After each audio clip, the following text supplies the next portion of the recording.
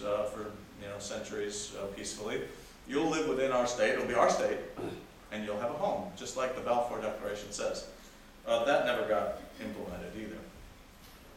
Instead, what happened is, I'm just repeating now, these are the, let's go to the Sykes-Picot Agreement, because this is what ultimately happened. Promised the Arabs this, promised the Jews this, the British and French actually just decide on this. And do I have a map? Yes. That says it more clearly and more pointedly. France, you get the blue. Britain, we get the red and the pink. And the yellow will pretend is international, but actually Britain's going to control that too. The yellow being most of Israel-Palestine as we know it today. And in fact, what ended up happening at the end of, and there's the Balfour Declaration I mentioned as well, signed by Lord Balfour himself to Lord Rothschild, saying His Majesty's government view with favor the establishment in Palestine of a national home for the Jewish people, etc. So in fact, this is what they did. I don't see an Arab state there, I don't see a Jewish state there. What we see are these mandates. And so Palestine, the place we're talking about, Palestine became mandate to the British. Saudi Arabia actually didn't even exist until the mid-20s, because there was a conflict between the Husseini clan and the Saudi clan, and by the name of the country you can tell which clan won. And Syria was also this kind of greater landmass. I mean, even Israel-Palestine, as we know it, if you remember back that map I showed you back in 1481, that map also had Syria going into what we know of Israel-Palestine today. But there you have a French mandate of Syria. And I want to show this map too, just to be stark for a moment. Look at Lebanon, if you will. Lebanon didn't exist either as a nation state until the early 1920s. Again, after the British and the French carved up the Middle East based on Sykes-Picot, and then after there was trouble brewing between the Arabs and the French, then they recarved up the Middle East even further. And that's why we have Transjordan, later becoming Jordan, and we have a Lebanon, as well as Syria. And if those of you who are from Chicago or Boston know the gerrymandering concept, that's all Lebanon is. The French said, we really need some Christians somewhere.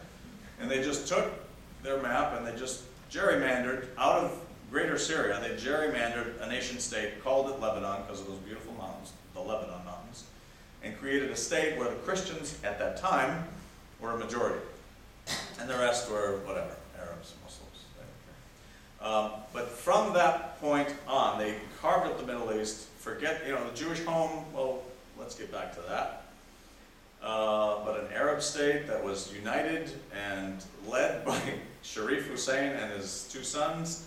Sharif Hussein is out of the picture, but his two sons, these are, I don't want to call them puppets, I'll say allies of the British.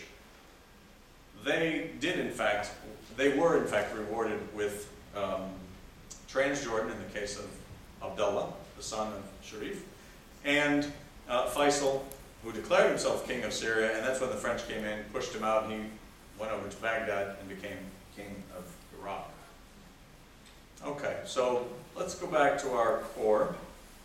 And you just look at, just quickly go through some of the population shifts. And again, this is as a result of the Aliyot, the waves of Aliyah that happened from the late 1800s to the mid-1940s. And you can just see the number of Jews that came in from Europe, East and West Europe in particular. So if you look at just before modern-day Zionism was, a worldwide phenomenon, you see that there are about 15,000 Jews living in historic Palestine and historic Israel, and 450,000 Arabs, or Palestinians, mostly Muslim, and many Christians, obviously. 1918, the numbers are starting to swell on both sides, but the numbers of Jews are rising much, much faster than the number of Arabs or Palestinians. And again, by 1931, it's closer, and by 1946, it's fully 50% of the Arab population now as a Jewish population. Okay. So I want to just skip through this, and I'm going to need some kind of time check. How are we doing? Where are we? 6:35. Okay, thanks. So between the mandate periods, the period when the British and French carved up the Middle East and created the Palestine mandate, the Syria mandate, the Iraq mandate, etc., to the time of mostly World War II here, again, Britain is struggling with events. Britain is reacting to events. So I mentioned the Arab Revolt of 1936. Britain sends a commission to Palestine, and they come up with this wonderful idea of dividing Palestine, which they've already dividing it further into a Jewish and Arab state with an international enclave. That's the map. So in 1937, you can see Palestine, Israel, as I say, carved out already from Transjordan, from the greater Palestine mandate. Let's carve it up again, because we can't figure out how to have these Jews and Arabs live together. But don't let go of Jerusalem. That we have to maintain.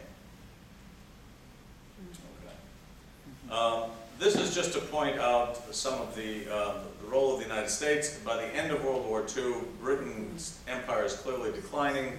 The United States needs to fill that vacuum. So first FDR gets involved by meeting King Ibn Saud on an aircraft carrier in the Suez Canal in February of 1945. He unfortunately dies soon after that. So Truman takes the reins as president. Truman's ascendancy to the presidency is really critical 3 years later when it comes time to decide, does the United States recognize the Jewish state of Israel, and to heck with the rest of the Arabs at that moment, or not? And as you know, he does that. So by 1947, though, Great Britain has had it. Its empire is ending. It's having to withdraw from India. It's having to allow a Pakistan to be carved out of India. It's declining. Its empire beyond Suez is declining, but it doesn't want to let go of Suez.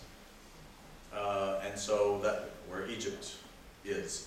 And so it does everything it can to, figure out a way to deal with its declining empire, but not have a completely dead empire. And Egypt seems to be almost its last stronghold and its last foothold and its last stand, as we'll see in a little bit. And so by 1947, it's given up on Palestine, and it gives this thorny issue, to say the least, to this new organization that is certainly going to be able to solve it. I mean, the whole world is coming together in the United Nations. They've got to be able to figure out thorny issues. So they send a commission. That'll do it. They send the UN Special Commission on Palestine, a group of quote-unquote Western nations and quote-unquote third world nations and quote-unquote socialist nations like Yugoslavia and India is a third world, and of course Canada. How would we be without that kind of multilateral commission? They go to Palestine to interview leaders of the world, of the Zionist movement, leaders of the Palestinian movement, and they come back and they go to the UN and they say, yeah, let's divide this sucker up one more time, because it is just not going to work as one nation state. Now I will say this, there was a minority report made up of people from Yugoslavia, Iran, I think India, who said, actually, maybe we should keep it a unified, democratic, binational state, federated, so they can have a Jewish home and a Palestine home and a shared Jerusalem. Sound familiar? But this was the majority report. And so they said, well, let's have this is like the blue state, red state before we even figured it out. And here they are. The Palestinians would have this red three-part state, and the Jewish state would be the blue three-part state. And again, Jerusalem and Bethlehem, and here's a close-up of that. This is like a modern version of what they talked about, that brownish line that That's corpus separatum outline. That's what they said would be the international city of Jerusalem, including Bethlehem. What we get is, instead is May 1948, Israel declares itself an independent state. Surrounding Arab parties led by Jordan, Syria, Iraq sent troops through Jordan, and of course Egypt descended upon, pounded, or thought they were pounding the hell out of this new Jewish state, thinking, okay, we'll end this little upstart Jewish state. There's no way in hell they're going to survive. And what we found is the 1948 war was not so much a war against Israel, which it was, but it was primarily a war between the Arab states to get to control that land so that the Egypt went in so that the Jordanians wouldn't. And the Jordanians went in hopes, with the collusion of their brother, literally, in Iraq, with the hope that Egypt wouldn't take control of Palestine. So you've got many things going on here. You've got disunity on the Arab front. You've got unity on the Jewish side. You've actually got an equal number of troops, about 40 to 44,000 troops on both sides. It's not like, 300 million Arabs descended on, 2 million Jews. No, it was a roughly equivalent number of people. And of course, the Jews were better trained. They served in World War II. They served under the British. They had much better equipment, much better training, certainly better unified command. Even though they too had their differences. I mean, Menachem Begin was doing everything he could against Ben Gurion, so they too had their differences, but nevertheless they had that unity of purpose and command structure that the Arabs definitely didn't have. The Arabs are really good at fighting themselves, even then. And so when we get at the end of May 1948, or really into 1949, this is the armistice line of Israel, which exists, but there's no Palestine. You have Jordan occupying the West Bank and actually declaring it part of Jordan, saying, we're not going to declare a Palestinian state. That's ours. In fact, all of that, including Israel, is ours.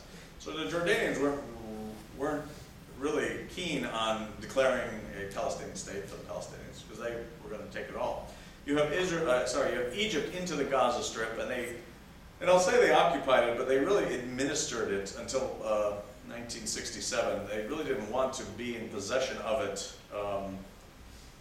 And so we look at the Gaza Strip today and the problems between the Palestinians in Gaza and the Egyptians. We could talk about that too, because that also is a modern conflict between Gazans who are living in absolute wretched hell and occupied and surrounded, and the Egyptians barely let them give them access to food and medicine, etc. The Israelis certainly don't do that. So you've got these things we saw decades ago still at the core of the conflict today. You also, for the Palestinians though, what you did get is the Nakba, the catastrophe. So for May 1948 is Israel's independence, its miraculous establishment, its glory day. For the Palestinians, it's obviously the complete opposite. They call it the Nakba, or the catastrophe. And you had 725 to 750,000 Palestinians, refugees, who had fled all over the Arab world in particular, plus another 150,000 Palestinians remaining inside Israel. Eventually, those Israelis became Israeli citizens, and they are, I mentioned, nearly 2 million people today. So from that 150,000 that remained in Israel, that number is about 2 million to this day. So you can just imagine the growth rate. Okay, there's also the Jewish refugee problem that emerged not right away. Jewish refugees were certainly refugees after the 1948 war. They called them DPs, or displaced persons. There was at least 100,000 of them sitting in horrible conditions in many cases, in other cases not. But while the United States certainly didn't want the Jews in this country, and Britain didn't want any more Jews in its country, they sat in Europe figuring out where they wanted to go, and at least 100,000 of them found their way to Israel. Within 6 months, 100,000 more Jews came into Israel. Okay, and then you had other Jews as well from Czechoslovakia, Bulgaria, etc. By 1950, Israel's population was 1.174. Let's call it 1.2 million people. Almost 200,000 of that was Arab. So again, think about the numbers. Even then, the populations maintained a sizable Arab community within the Jewish state. By 1957, in other words, after the 56 war, you had another influx of Jews, this time from around the Arab and Muslim world, as a result of the 1956 war, which we're going to, I hope, talk about tonight, if I can save some time for myself. That's what I want to talk to you about. Then, of course, don't forget there's a lot of Jews around the world who didn't go to Israel. And that also is both, it's like a double-edged sword. It's the positive cutting is like, great, we have world Jewry around the world there to support us in their own capitals and through their own politicians and political and economic structures. That's important. The other side is, but this is the Jewish state. Shouldn't they come here? So there's always that, I don't know if it's tension or a double-edged sword or positive. That's another talk entirely. But it's worth exploring also. But as I say, the vast majority of Jews around the world did not make Aliyah, did not go to the state of Israel. And so the question that B and K is one of my textbooks I use for my students, so I just maintain this question. How do I stay a Jew but not live in Israel? Do Jews ask that question around the world? For Ben Gurion, he was saying, okay, don't make Aliyah, but you're going to help us still, all the same. And in fact, that definitely has been one of the strengths of the community of Israel, that they could call on his support around the world. I want to mention this resolution because it continues to be, we look at, Obama has to deal with a peace process. He has to find a solution, or he has to help manage a solution. He looks to 1967 as the starting point. We all do. 1967, United Nations Resolution 242, saying Israel has to give up territories it occupied in the recent hostilities, as they say. Didn't say all, didn't say the, just said territories. But people say, well, good, give up the West Bank, give up the Gaza Strip, give up East Jerusalem, give up the Golan Heights. Oh, you've given up Sinai, thank you. But give up the rest, and that'll be peace. So we always look to that resolution. That's always been the kind of the foundation. But we also have to look back at 194. Palestinians like to point to Resolution 194 from December 48 that talked about a permanent international regime for Jerusalem, talked about refugees, and this gets to the right of return for Palestinians. They want to return to their homes, and if they can't, they should be compensated for that. So those, again, even in 1948, even then the UN was passing resolutions that we continue to see come up in our conversation, in our resolution today. Let me do a time check here for us.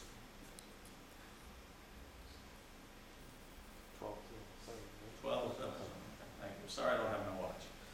I shut my phone off so it wouldn't ring, and now I can't. I don't tell time anymore.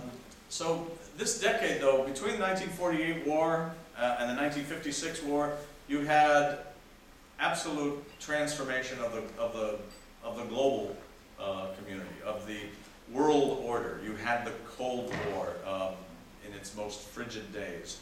You had assassination attempts. You had an overthrow of a king in Egypt. You had a new president elected with Eisenhower.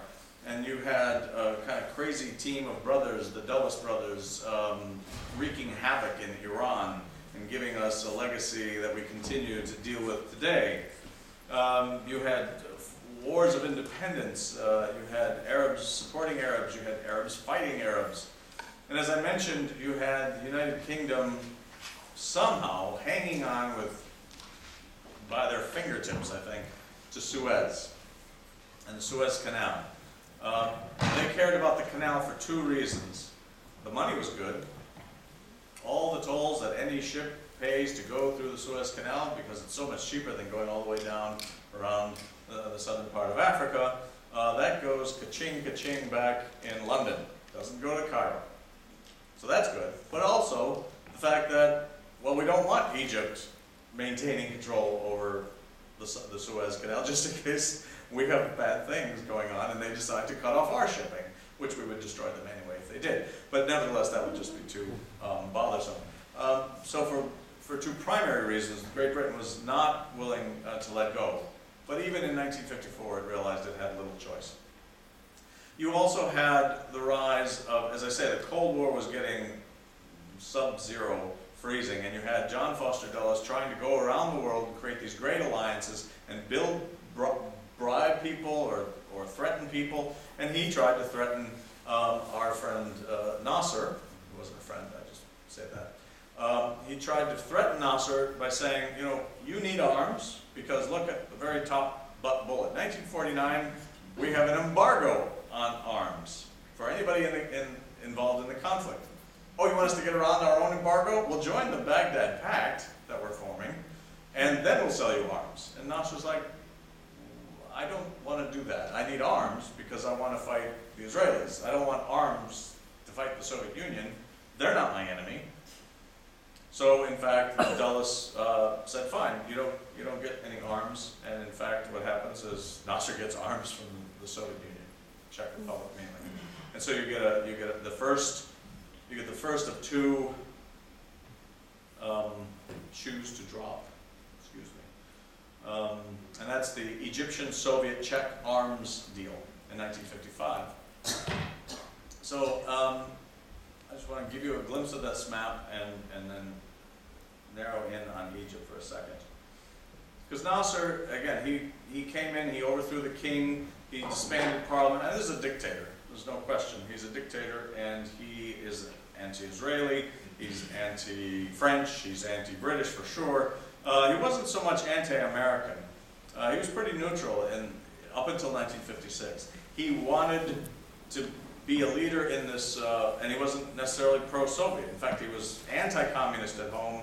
You know, he threw both communists and Muslim brothers in prison, tortured them, killed them. He really wasn't discriminating much against a communist or an Islamist. So he certainly wasn't pro-Soviet. He was trying to be non-aligned. He wanted to join Tito and Nehru and start a third way, if you will. He's definitely anti-colonial and a populist dictator. I think what I want to do is just mention that we go from the arms deal. Then Nasser says, well, okay, you're not going to sell me arms, but I've got this other grand project, and I need your help. You, the Americans, I need your help. I want to build a high dam down in Aswan to replace the low dam that really isn't very effective at regulating the Nile. With a high dam, I can create more energy. I can regulate the flow of the Nile. I can improve crop rotation. I can really modernize agriculture, and I can modernize the country with electricity. You know, we can light up the entire country. Grand project. But I need money and expertise. And so the United States and Britain actually promised that we would build the Aswan Dam. We would build the dam, and again, it's just if you play ball a little bit with us, tone down your rhetoric against Israel. We can join forces here. Maybe you can even buy a few less arms from the Soviet Union. So Dulles saw this as a way of like, okay, we lost the arms deal to you, and now we can still manipulate you and regulate your finances because we're actually going to be building your dam. So Nasser eventually accepted it, and all of a sudden Dulles saying, oh my God, there's an election in 2 months. I think I will renege on this offer. And they did very publicly, humiliated Nasser.